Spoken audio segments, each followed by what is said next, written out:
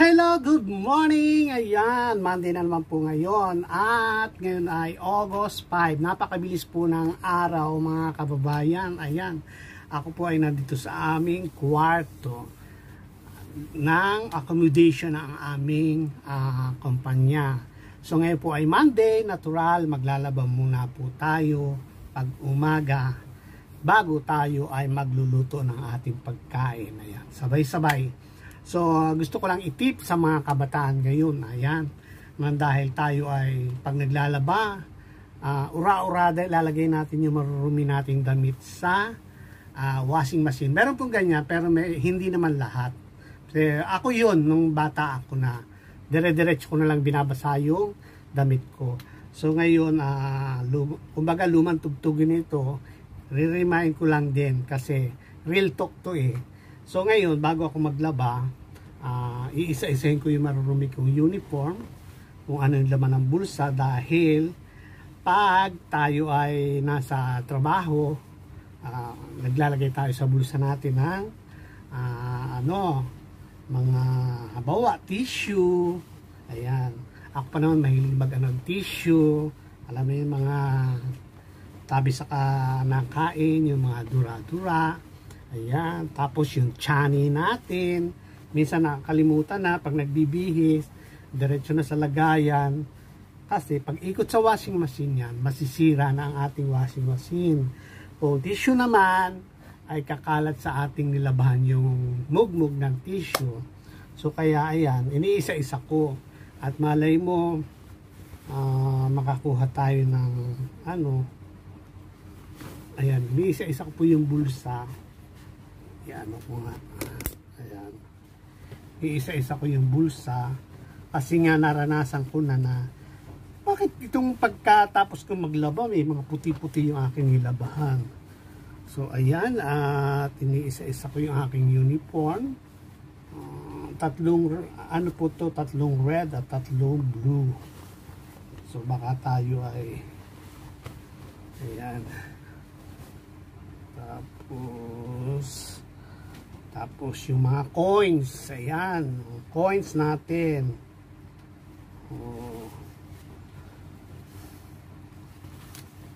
Ayan, nakakuha tayo ng barya. So, ayan, tamang-tama, wala akong pambili mamaya ng saging. Ayan, na tayo? Ano pa tayo?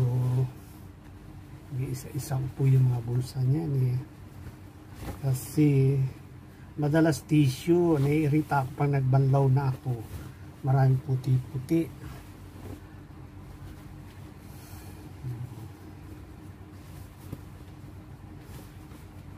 Yung mga bulsa-bulsa natin. Ayan ang aking tweezer. Ayan, meron pa akong 1 BD. So, ayan. Mainam naman at ako'y may pambili ng tilapia mamaya. Kasi hindi na ako nagbabapat. Mainit. Mamaya na lang siguro. O pambili ng ulam. O anong ating maluto. So, ayan. At natapos ko na ang ating pag-isa-isa ng at ako'y magpapaikot na. So ayan mga idol, kamusta po kayo dyan sa Pilipinas? At tapos na ako prepare ng aking mga labahin. At check ko na ang mga bulsa. Check. Wala na mga laman. Ayan ay tip lang sa mga kabataan. Ayan. Alam ko naman kalamihan ay very careful. Pero meron pa rin na nakakalimot. So ngayon ay yan lang po yung tip ko na konti sa pag-iingat ng ating washing machine. Para hindi tayo napupurhisyo kung masisira ang ating mga ginagamit sa nakakatulong sa ating magpagaan ng trabaho. Diba? Ayan. Kasi kung masira ay gagastos naman tayo. Kaya ang pag-iingat ay importante. So ngayon tapos na tayo dyan sa topic ng tip kung paano maingatan ang ating washing machine sa paglalaba para iwas sira. Ayan. Sa mga bagets, ayan, at sa mga gurang na kagaya ko ay yan lang ang maibigay natin sa ating mga kabataan. So ngayon ay magluluto naman ako ng ating pananghalian. So bibilang lang ako ng kasya sa aking lalamunan for today ngayong tanghali kasi hindi naman malalaki po nang nabili ko siya. Ayan. Ating tempura na lambangan lang. So, gagamit tayo ng breadcrumb at harina at itlog. Ayan. So, i-prepare ko lang po. At nakabili din ako ng lettuce. Ayan. So, ayan.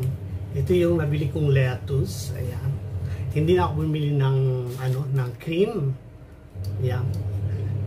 Budburan ko na lang ng konting vinegar. At saka nakabili ako ng jutay. Jutay na saging. Ayan.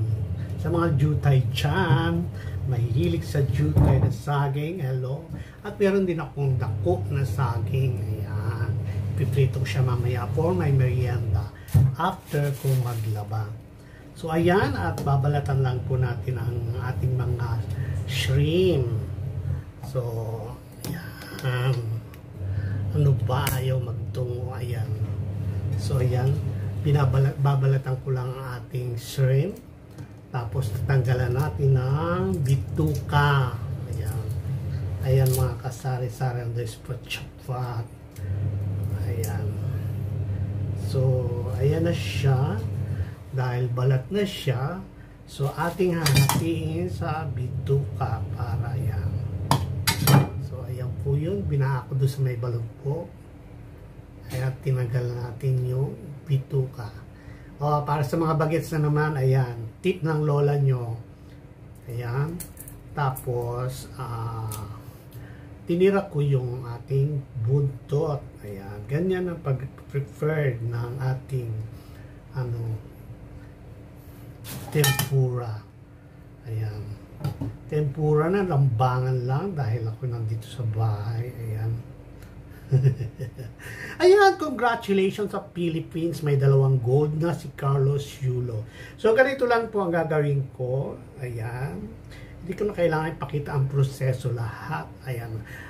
Update ko kayo mamaya. At congrats sa Philippines, sa ating gymnastic na si Carlos Yulo. Napakagaling po. Naka 2 gold na. So, ayan. At ako, tutuloy ko lang ito at update ko kayo mamaya. Kaya tinatanggalan natin ng mga ganito ng mga bituka. Pahabol ko lang. Kasi minsan nakakakain tayo sa restaurant na may nanganguwi yata yung magagaspang. Ayan. So yun po ay kinain ng ating hipon. Kaya hindi maganda na. Hindi natin lilinisan. Tapos may plus factor na sumusobra yung lansa. So ayan. So, ayan po ang kuda ni Meses dahil na-experience kong kumain ng mga ganun. So, ayan, at patuloy pa rin ako nagbabalat ng hipon. So, ito po ay hindi ko na tinatanggal ko na rin yung buntot kasi ang gagawin ko ay tempura na kulot. Ayan. Kulot na tempura. Ayan. Kasi nga, nagmamadali na ako. Nahihirapan ako mag-preserve ng buntot. Ayan, update po tayo sa nakapag-update na ako sa sport. Ayan, ang mga lalaban ngayon ay mga si Uwena sa long, yung mataas yung tinatalunan niya. Basta yun na yun. Tapos sa boxing, ayan. So ayan, sa PBB update naman, ayan, kita nyo naman kahit matanda na ang lola nyo. Mahilig pa rin ako sa mga ganyan. So thanks at hindi na nominate ang aking kababayan na si JM Ibarra. Ayan, kababayan ko po siya, taga Uban, Quezon. Ayan. So ayan, good luck. Pero may isa akong type may napipisil din ako sa PBB. Ayan. Isa sa mga paborito ko din si Dylan. Ayan. Alam niyo naman, si Meses, mahilig sa mga gwapo. Ayan. Pero yung gwapo ng aking kababayan na si JM, parang tutoy. Ayan. Umaga yung appeal niya sa akin ay isang kapatid lang. Walang halong kaetsusan. Yan. Pero si Dylan, ewan ko. Pero syempre, support ko si JM dahil bias tayo. Ayan, di ba? Real talk. Ikaw ba naman magpaka-ipokrita ka? Siyempre, supportahan natin ang ating kababayan. Ayan. Pero siyempre, support natin ang PBB. Ayan. So, ayan, natapos ko na at tayo ay malapit na magluto. I-prepared ko lang ang mixture. So, ito na at lagyan na. Meron akong harinang konti dito. Lagyan natin ng isang egg. Ayan. Tapos, maglagay tayo ng Ajinomoto, konti. Ayan. Konti lang. Ito po ay hindi measurement. Ito po ay tsambahan lang. Saka, lagyan natin ng black pepper powder. Ayan. Tapos, kaunting salt. Ayan. Kaunti lang. Ayan. I-mixture natin. Tapos, lagyan natin ng add ko little ng water. Ayan. Parang chef. Nagse-chef-chefan po si Merces. Ayan. Yan po ay version ko lang. Paalala lang ha. Ayan. Ganyan lang po ako magluto. Ayan. Mix ko na siya.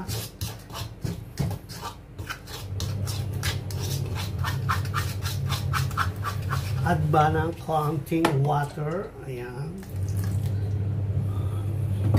Dahan-dahan lang at ating i-mix. Ayan. So, ayan at na-mix ko na. Ilalagay ko na ngayon ang nilinis nating hipon. Ayan. Malinis na malinis po yan. Ayan. Huwag kayong mag-alala. Pati kamay ko ay malinis. So, ayan. Minix ko na. Yan po ay diretsuhan na dahil gutom na ako. Ayan. Parang masyado yata na masabaw. Pero ayoko na mag-add ng harina. Tama na to. And then, maglagay tayo ng breadcrumbs sa isang plato. Ayan po.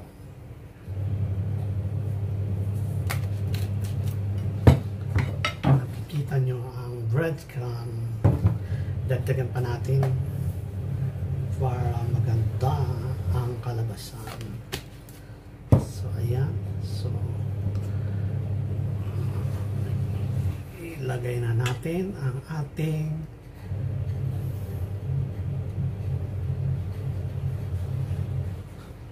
so, ayan na siya ang resulta. Ayan. At atin ang ipopry. Okay. Yan po ang version ni Merces.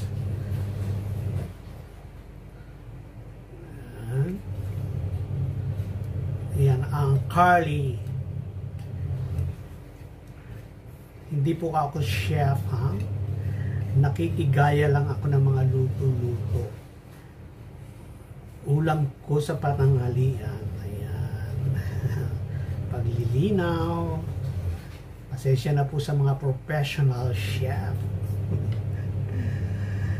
Yan lang po yung kinagisnan ko pagluluto. Ayan. Sa makapagbigay ng tips sa akin magluto. Ayan, salamat.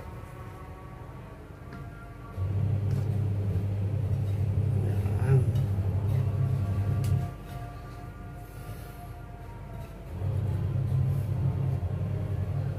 So tayo po ay magluluto na ng ating ulam. Yan na po ang product.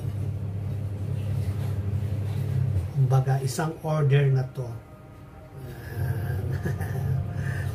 So dahil po ako ay nagmamadali na, ito po yung ginawa ko. Ayan. So magprito na tayo. So ayan, at ilagay na natin isa-isang ating Ayan. Yan lang po ang aking uulamin for today. Kulot na tempura. Ayan.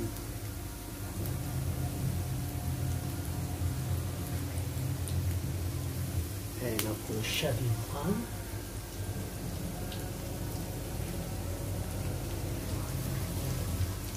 Sa mga bagets dyan, sana may kaunti kayong natutunan pag tayo ay mga college students. Ayan. Tip para sa inyo yan. Madali kayo makakaluto. So ayan, at update ko kayo mamaya. Linuluto ko lang yan sa mahinang apoy.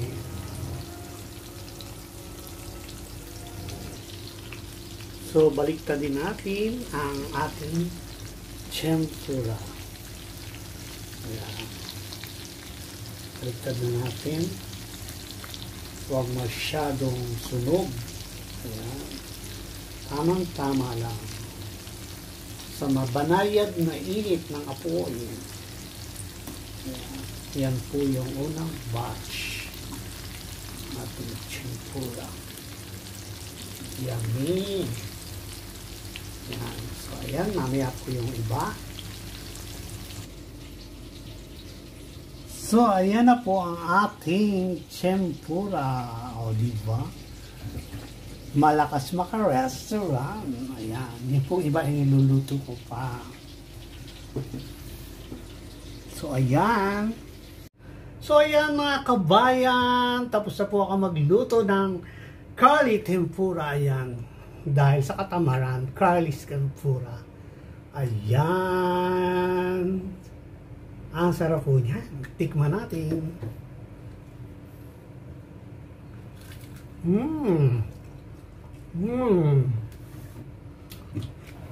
Siguro naman, alam na yung tunog.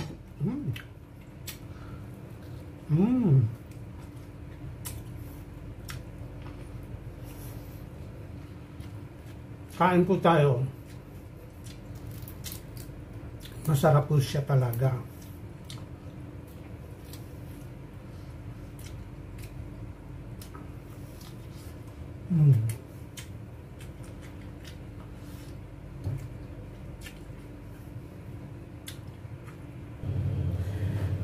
Hindi na po ako gumamit ng kung ano-ano sausawan kasi ayokong maagaw yung lasa.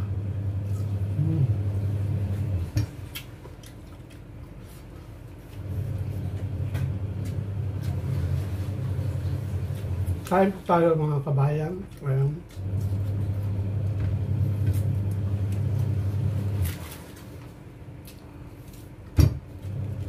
Bagay pong partner ulit.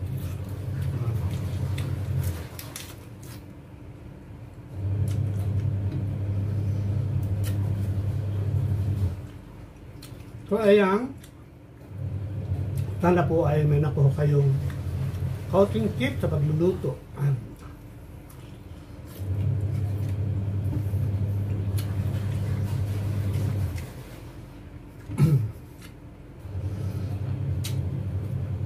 Lami.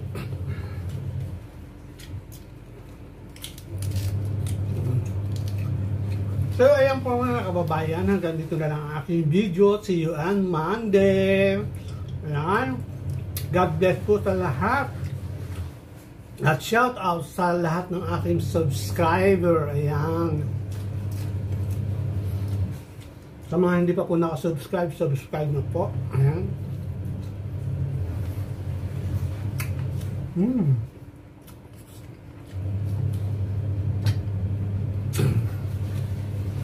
Enjoy ko lang po ang food. See you on next Monday. Ganito po ako kumain. Walang kaplastikan.